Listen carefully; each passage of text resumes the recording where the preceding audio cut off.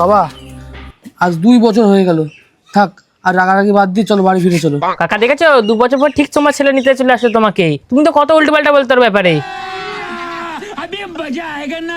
এখন তোমার ছেলের মাথায় বুদ্ধি হয়েছে, এখন তোমাকে ঘর দিয়ে বাইরে বের করে দেবে না, সুখে শান্তিতে থাকো।